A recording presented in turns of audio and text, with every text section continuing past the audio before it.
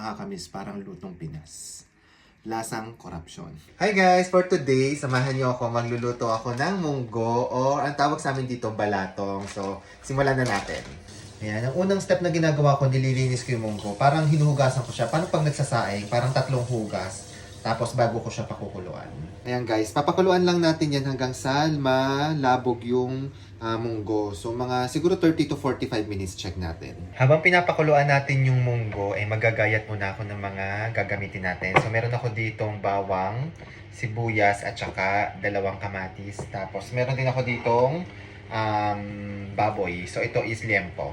Ito guys yung aking mga ginayat-gayat. Tapos, syempre, check natin kung okay na yung ating munggo. So, hindi pa masyado. And halu-haluin lang natin para hindi siya masunog sa ilalim.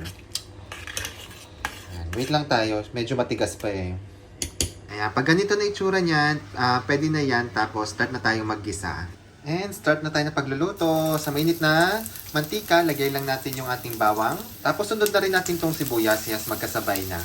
Gisa-gisa lang. Halo-halo lang hanggang sa lumabas yung kanyang aroma. And pwede na natin ilagay yung ating mga baboy. Tapos, gisa-gisa lang yan. Halo-halo lang din. Halo-halo lang guys hanggang sa mag-brown yung ating mga baboy. And then, pwede na natin ilagay yung mga kamatis. Ayan. Tapos, gisa-gisa lang ulit ito. Ayan. Pag ganyan na, pwede na natin ilagay yung ating mga nilagang munggo. Tapos, halo lang. Parang kulang sa tubig, dadagdagan ko ng mainit na tubig-tubig. Ayan, lagyan natin ng tubig. Mas masarap kasi sa akin ang munggo kapag medyo masabaw. Tapos, syempre, lalagyan natin ng mga pampalasa, nor cubes na pork. Tapos, lagyan din natin ng patis. Ito, tansya-tansya lang. Tapos, tikman natin mamaya kung okay na. Guys, after a while, medyo pinakulo ko muna siya mga 5 minutes. Tapos, tikman natin kung okay na yung lasa.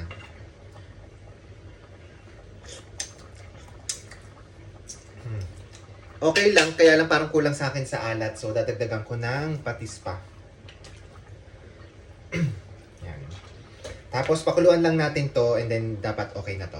Ayan guys, ito na yung ating munggo. Tapos, ang kakaiba dito sa amin, ilalagyan namin ng sotanghon. Ayan. Isang sotanghon lang ilalagay ko. Tapos, lutuin lang natin to. Mabilis lang yan. Tapos yung huli natin ilalagay ay mga spinach. Kasi wala ditong dahon ng sili o kaya dahon ng ampalaya. So nilalagay ko spinach na lang. So alternative. Yan. Tapos konti lang ito. Mabilis naman ito maluto. And okay na yan. Ayan guys. Ito na yung ating munggo. Hindi Friday ngayon pero nagmunggo ako. Hindi ko alam bakit ba tuwing Friday nagluluto ng munggo. Anyway. Yung munggo po namin, or balatong, nilalagyan talaga namin ng sotanghon. Hindi ko alam kung bakit. Natutunan ko lang to kay mama. Tapos, kung makikita nyo si Kuya Ryan at saka si Uncle kapag nagluluto sila, meron ding sotanghon. Sabi ni Mau, medyo kakaiba to sa kanila. Wala kayong ganito, no? Wala. Hindi sila naglalagay. Feeling ko sa ano to? Sa Southern Tagalog. Sa ano lang, Quezon o kaya sa Batangas. Tapos, masarap ang munggo kapag merong chicharon. Ayan, lagyan natin chicharon. Hindi ko nilagay dito kasi, ano ba yun? Parang kumukulubot. Magsasagi. Yan, sagi. Toroy English, sagi. Tikman na natin. So guys, tikpan na natin. Sarap. Sarap. Alam mo guys, ang magandang kapartner nito ay pritong isda.